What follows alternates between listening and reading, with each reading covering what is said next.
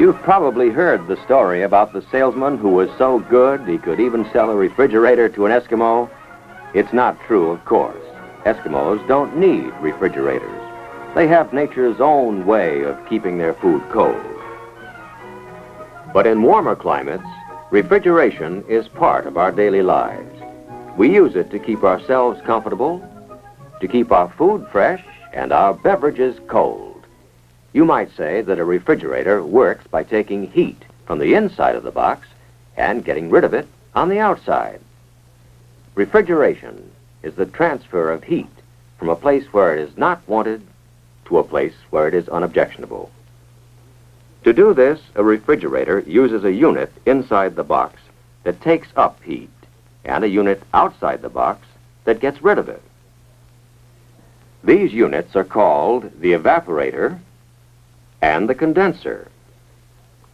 They are tied together by connecting lines, referred to as the suction line and the liquid line. Also in the system are the compressor, which is a pump, the expansion valve, and in many systems, the receiver, a kind of storage tank. A chemical substance called the refrigerant flows through the system. It's the refrigerant that picks up BTUs of heat from inside the box and discards them outside. In the process, the refrigerant changes from a liquid to a gas. Then, in the condenser, it changes back to a liquid.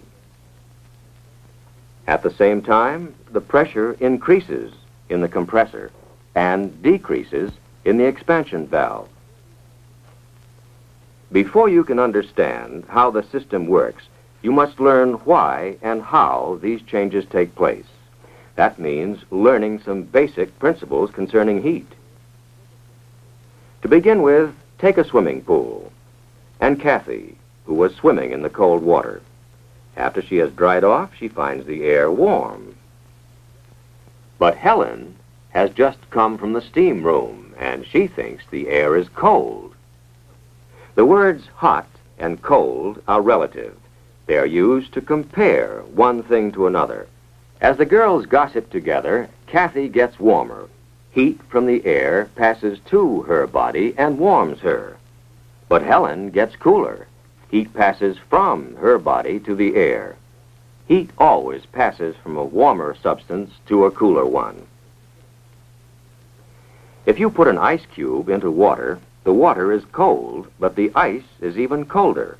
By comparison, the water is warm. Heat will flow from the water to the ice.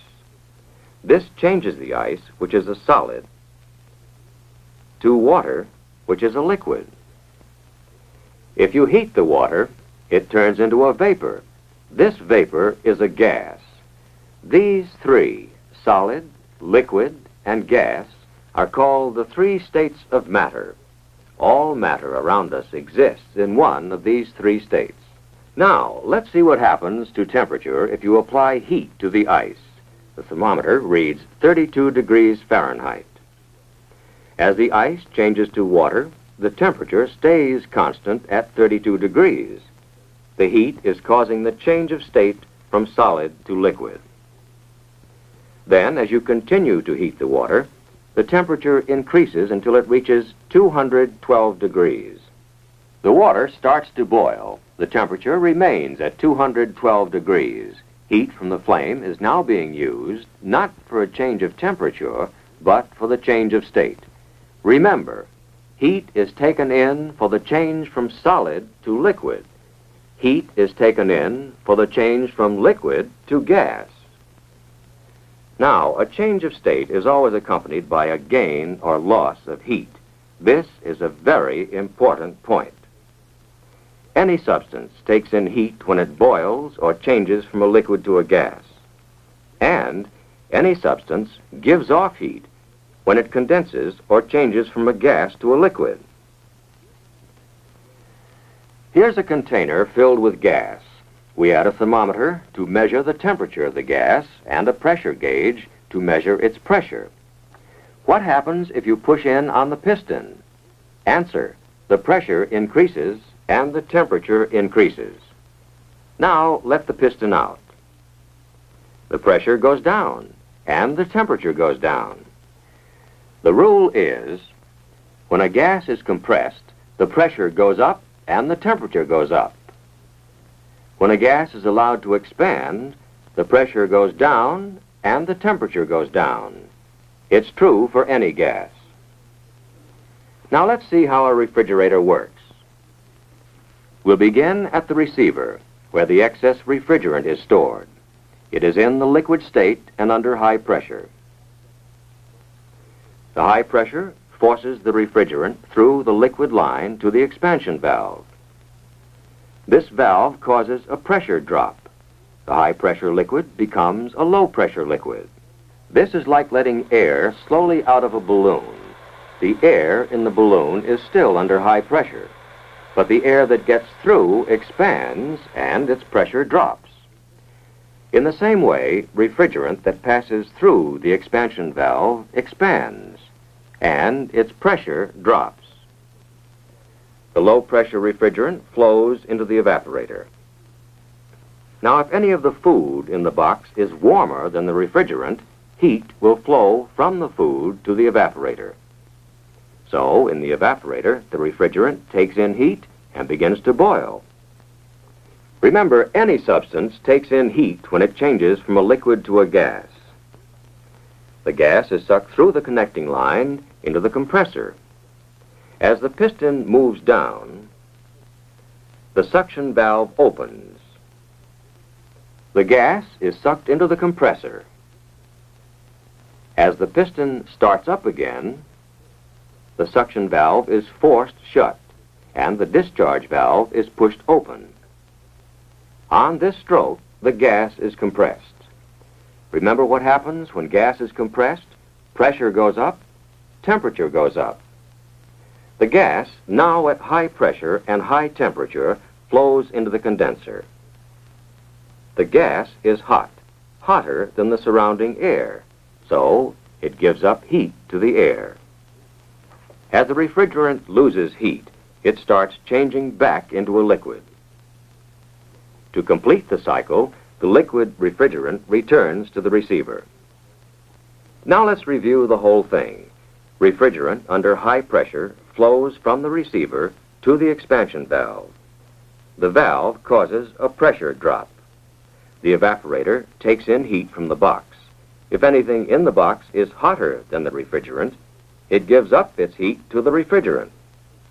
As the refrigerant takes in heat, it changes from a liquid to a gas. Remember, any substance must take in heat in order to change from a liquid to a gas. The compressor sucks the vapor out of the evaporator and compresses it. This increases the pressure and temperature. The vapor is now hotter than the surrounding air. So, in the condenser, heat is given off to the air. As the refrigerant loses its heat, it changes from a gas to a liquid and flows into the receiver. Now let's consider some additional points that many refrigeration students have trouble understanding. In the evaporator, the temperature may be very low, perhaps 21 degrees below zero, and yet the refrigerant is boiling. How can anything boil at such a low temperature? Water boils at 212 degrees, but other substances boil at other temperatures, some higher than water, some lower. The refrigerant known as R12 boils at minus 21 degrees. There's no mystery about it. It's simply a property of the substance. The refrigerant in the suction line is carrying all the heat it picked up in the box, but its temperature is only about 5 degrees above zero. If you touch the line, it feels cold. How can something that's cold be carrying a lot of heat? Remember, hot and cold are relative terms. You know, when water boils, it's very hot, but refrigerant boils at a much lower temperature. So the refrigerant can take on heat, change to a gas, and still seem cold. Again, the reason is because the two substances have different boiling points. You have seen the basic principles of refrigeration. Study the system until you understand it thoroughly. Memorizing isn't enough. You must understand what happens and why, because all the rest of your work will be based on these same principles.